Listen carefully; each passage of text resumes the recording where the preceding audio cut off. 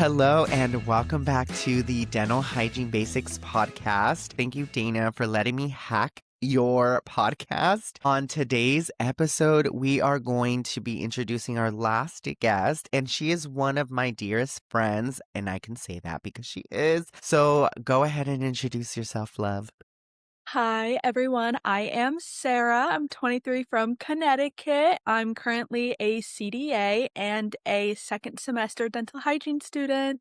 Yay! You guys, Sarah has been such a supporter ever since I started my social media. And as soon as I got the opportunity to kind of do this for Dana and interview like current dental hygiene students, I knew I needed Sarah on here. So, Sarah, congratulations on getting into dental Thank hygiene you. school. And I can't wait for that moment for myself. But Oh, it's gonna be you.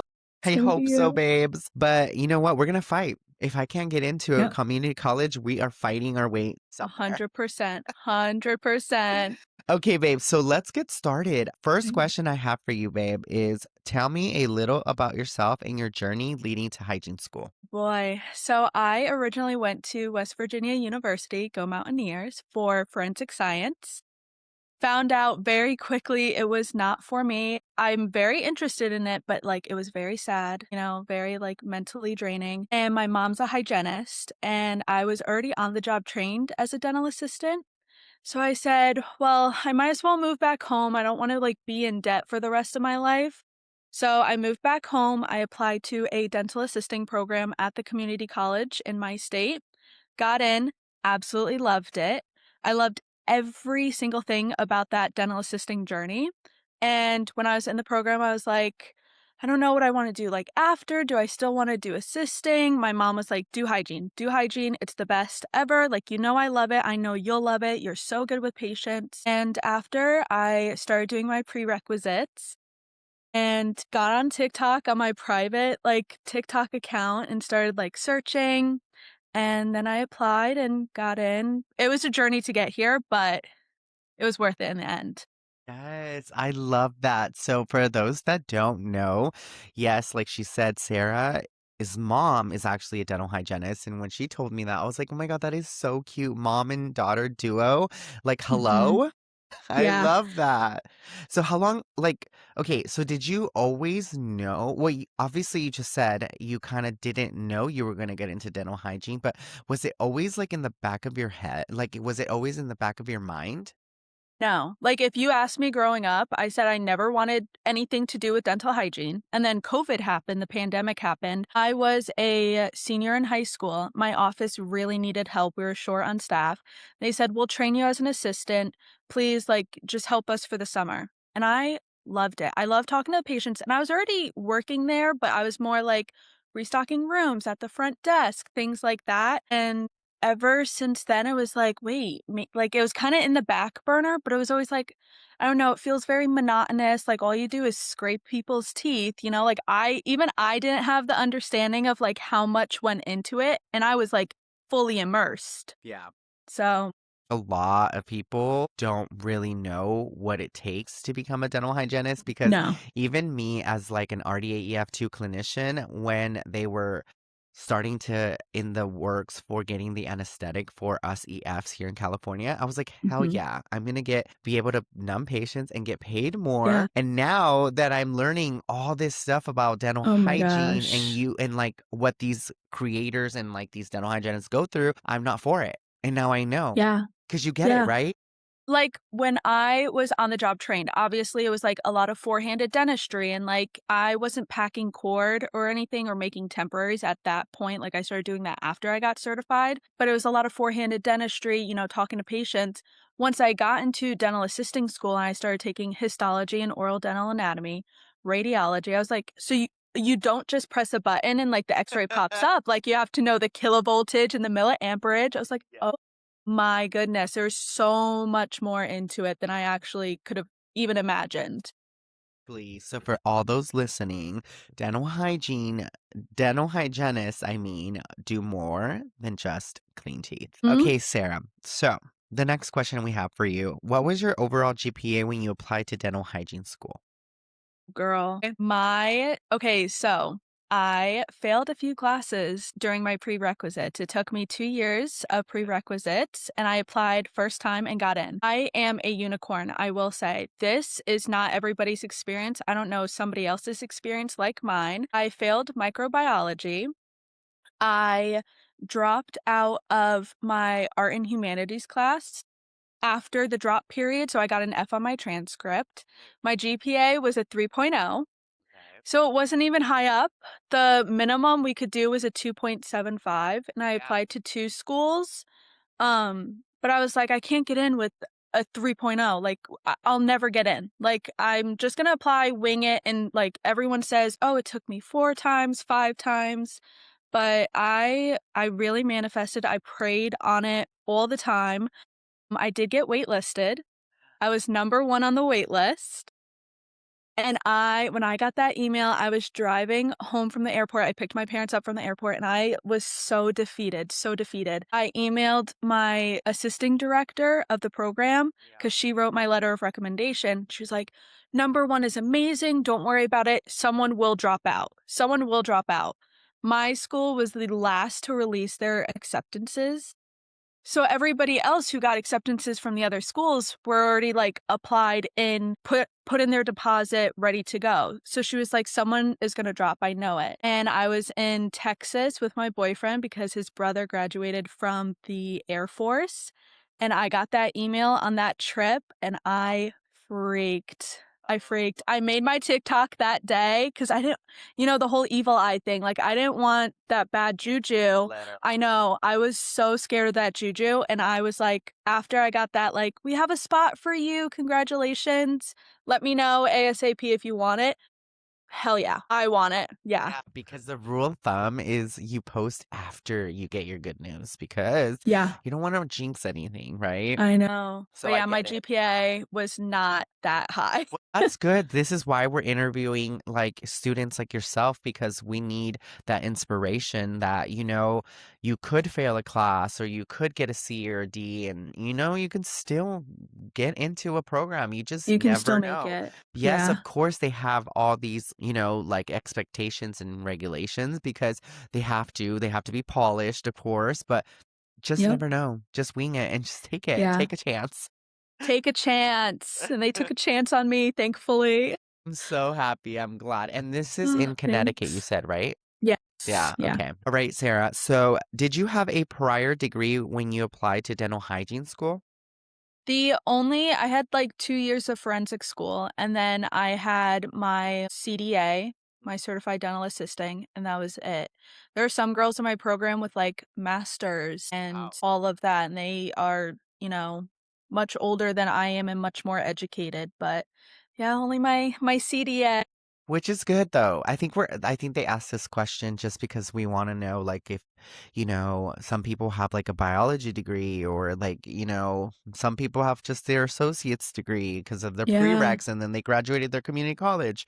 So, Mhm. it's no big deal because I feel like you don't really need a degree to get into dental hygiene. No. Just get those prereqs done, and that's Yeah. all you need. Maybe do like bachelor's or something later on. So, but Yeah. I think we're Some just curious. Yeah, some people have like a master's degree in social work and they were social workers or like clinical psychologists and they have no dental experience whatsoever. Right. Whereas like with my degree, that proves that I have dental experience, which also shows like as much as I believe as a master's in like education wise, because it's dental education. And I feel like sometimes do you feel like maybe your experience as like a CDA helped, with Oh your my application? gosh. Every single way possible. Yeah. Every single way possible. If it weren't for the program director of my assisting school didn't write my letter of recommendation, I don't think I would have gotten in. Because like, her and I were very close. She was such a godsend, and I had experience in a dental office, which no one in my assisting school did. So with our externship sites, she told me, "Go here, and I wanna know, like, what you think. Since you know what a dental office should be, I wanna know what you think." So, like, we really worked hand in hand together. And I think that, like, showed tremendous interest, support, things like that for a dental hygiene program. Yeah, exactly. And I love that. I love that for you. What dental hygiene schools did you apply to? And I think you already went over this, but like how many and if they only required an associate's or a bachelor's degree? So I applied to 2 in my state. There's 3 associates in my state, and then the other one is, I believe, a bachelor's, but that's private. I was not gonna go I was not gonna go bachelor's. I really wanted my associates and, like, just get my foot in the door that way. The one I applied to was a private one. I found out in early March that I didn't get accepted, which I was also surprised about, but their program, I toured the campus, and this is the first dental hygiene program in America. Like, it's Really? University of Bridgeport. It's, like, where they got founded, and I had business majors doing the dental hygiene tour. So when all of these high school kids with their parents went and asked like, "Oh, is the hygiene program hard and everything?" And the business majors were like, "Yeah, if you apply yourself, it's gonna be a breeze. It's gonna be easy." And I was like, my mom and I were like dumbfounded. Like, what do you mean dental hygiene school's a breeze? Like, no. And the community college is the same college that I went to for assisting school. So I knew some of the professors, I knew the clinic, I knew the campus. Like I knew it was really exactly where I wanted to be. One, because it's cheap, it's community college, and two, because it's where I really like grew as a dental assistant. And I wanted to also grow there as a dental hygienist, and it's also the same school that my mom went to. So it's like Oh full my, circle. that makes me like so happy for you because it's I like know, like so technically two schools and then the other one, what did the other one hear back? Did we hear back from him or no? well, I only applied to 2. Yeah. So the one that you There's got in is the one you wanted to. yes. Okay. And the The other other one. one I got denied. Okay, okay, okay. That's Yeah, okay. I deferred, mean, you know whatever. what? Bigger and Rejection. better Yeah, things. rejection is redirection. Exactly, exactly. Okay. If you are comfortable, how did you pay for dental hygiene school and the extra expenses associated with that? My parents and my boyfriend, I swear. And my parents told me that if I get into this school and I, like, have the community college if I went private, I would've had to take out loans, but because it's community college, my parents have paid. Like, my boyfriend bought my loops. He's What? helped me with, like, gas and groceries. And so what is the actual like usual cost with community college there in Connecticut for the listeners? It is around $3,000 a semester, full-time, in the dental hygiene program. I am doing the bridge program, they're trying it out on me, where I don't have to take classes that I took in dental assisting school, thank God. So my first semester was only, like, $1,200, and that was for my dental hygiene theory class and then my dental hygiene clinic class. It's Mhm. awesome because since Yeah. you already had a dental assisting there, they kind of like, took the classes you already took, the Exactly. Cause basics. yeah, cause they know, like, I didn't have to take histology and oral dental anatomy, radiology. I don't have to take dental materials next semester, cause they know exactly what the curriculum is. They know who's teaching it. So Ah, but that my is so cool. instruments were, like, $6,000 Yeah, per they're semester. expensive, I heard. That was out of pocket. Yeah. So yeah, so see, apart from like tuition, we still have to take into consideration like the supplies and like the material and all that. Do you guys Yeah. have uniforms Oh, yes. and The uniforms? uniforms were, like, $300. Gave out when we got accepted into the program, they gave out a sheet of, like, expected fees. Thousand. So that means like if you can and you have the luxury of saving now, please do Save save, all save, of your save. money. One Okay, so advice I would give. exactly. So Sarah, if what was the most difficult aspect of the admissions process? I think just the anxiety. Like, Anxiety. Real? you So real. hear about all of these people in, like, these dental hygiene forums and, like, TikTok saying, "I had straight A's, I'm already a certified dental assistant, and I've applied the 4th time and still didn't get in. What should my next step be?" And I was like, oh my God, like I don't have straight A's. I failed microbiology. I have to retake it. And then it's a waiting period. Once you apply, like the application closed in February, you don't find out until April. So it's that whole like 2 months of waiting and just agony. Am I going to get in? Am I not going to get in? What am I going to do for the year while I wait to apply? Well, some of my credits expire within these 5 years. Like I took them 5 years ago.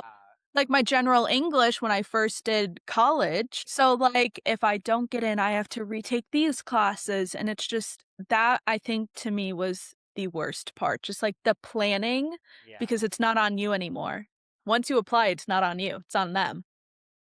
And it's like that waiting period. Yeah, I know what you mean. Like, it's just I feel like I'm gonna vomit. Go through that Like, process. Like, I'm just like, what? I'm just thinking about it. And I'm like, oh my God, I'm gonna pass out. I I know. literally want to pass out. And It's like, they didn't tell us. They no, didn't tell us when it would be released. Like, it was just every day I was checking my email, checking my email, it's like checking my email. when you go get like tested, just like, Yeah. oh my God, like, please Like, am tell I me I don't have safe? diabetes or Am I clear? Like, something. are my LDLs high? Like, Yeah, like, how's my I'm like cholesterol? cholesterol high. Like, am I gonna die? Like, No, oh, exactly. literally, that's how it feels, you Yeah. guys. If I had to Yeah. like give an example. Now, once you started dental hygiene school, what do you think was the most difficult part as your second semester?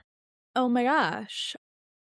Like, I'm not a good person for this because my first semester was a breeze. I loved my first semester. Me and dentistry just like click so well in my head, and with not needing to take histology and oral dental anatomy and radiology, I was chilling. I was going home. I only had to show up to school like 4 days a week. Sometimes 3, depend. It was so easy. I mean, money-wise, like, cause obviously, like, my parents, like, do help me, my boyfriend does help me, but, like, still, like, trying to get a job too while in school and being like, "My schedule is ever changing." Like, I don't know what I can commit to. That was stressful, and then halfway through the semester after job interview, I was like, I have to give up at this point. Like, Costco doesn't even want me. Like, I applied there and they I never heard back. But yeah, Are no, you I actually think are you what? actually like living like far away or at home? Yeah. So my house is an hour away from my school and an hour and 15 minutes away from my clinical site where we see patients. And quite a few times in assisting school, I was late to clinic because of the highway. The highway in Connecticut is awful. And my parents over the summer sat me down. My best friend, her lease was ending. She lives up by my school. And my parents were like, I really think you should move in with your friend, like, will help you out with it. You're only 10 minutes away from school. Then you don't have to worry about anything. And that was one of the best decisions they could have ever made for me. Cause like, I don't want to spend more money than like I have to, Right. but they offered. And there's been times where like some of my friends live around the area. There's actually one girl who is from my hometown in my program. And she's like, the highway was a mess. I keep leaving like 2 hours before I have to go. Like in between classes, when we have like that random 3 hour break, I have to sit in my car. And that's exactly what I did during assisting school. I lived on campus. And it's a community college. It's not like a big school, but now that I'm only 10 minutes away, I get to go home. I don't have to worry about the snow. Oh my gosh, the snow too. Yeah. Oh my God, that is such a blessing. I feel like Yeah. that was really a smart move because Yeah. And 2, we see our patients from 5 to, like, 8, 8:30, but we don't leave our clinic site until, like, 9, 9:30, sometimes 10. yeah. My parents were like, "I don't want you to drive home an hour in the dark from 10 to 11 o'clock when you've been up since 6 AM that day, like, you're gonna fall asleep behind the wheel." So, they really did it for, like, my safety and everything, and I do love them for that because God bless Sarah's parents. If you're yeah. listening, Sarah's parents, dad, mom, we love Love you, mom and you. dad. Love you. Okay, Sarah. So, what final advice would you give to a student to help them prepare for this experience, especially myself, since I will be going through it in a couple of months? Never stop believing in yourself. It is so easy once you're in the program to compare yourself, to compare your grades. Once those grades get released, everybody's like, "What'd you get? What'd you get? What'd you get? Oh, I got this." Well, at the end of the day, C's get degrees, and as long as you have above that Period. period, as long as you have above that threshold, like whatever, like for us, it's a 75 is failing. As long as you have above that, like, you are you're doing it. Like, you're doing it, because also patient care is not about your grades. I was literally about to tell Mhm. you right now. I think I talked with this with my other three guests. We were like, they are not going to have up in the wall a 4.0 Nope. certification, okay? That's not going to make it or break it whether you know how to be a great dental clinician like as a hygienist, you Exactly. guys. That's what Sarah's trying to tell Exactly. you. The only thing that they might have is that, like, cute little golden scalar award in the corner, which is it in my trajectory? I'm hoping. Yeah, Sarah. But they will never know if you failed that one perio exam. They will never know if you failed your nerve quiz. Like, they will never know that. As long as you bounce back from it and you take it as learning, constructive criticism, like, you take it, you learn from it, you say, "I have to switch the way I study. I have to switch the way my personal life is affecting my school life." As long as you take those little habits, make those changes as they come with every, punch that is thrown at you, you will succeed tenfold. Exactly. Beautifully said, Sarah. Well, Thank you. Sarah, thank you so much for joining me on the Dental Hygiene Basics podcast. Like, your insights and intel is literally amazing. Thank you, Dana, for allowing me to do this special episodes with you, this kind of collab that we did. Thank you so much. This opportunity does not go unnoticed, and I'm so grateful. So, thank you for tuning in. But we will see you on the next episode. Maybe you'll see me in the future. Thank you so much, Sarah. Thank you, Julio.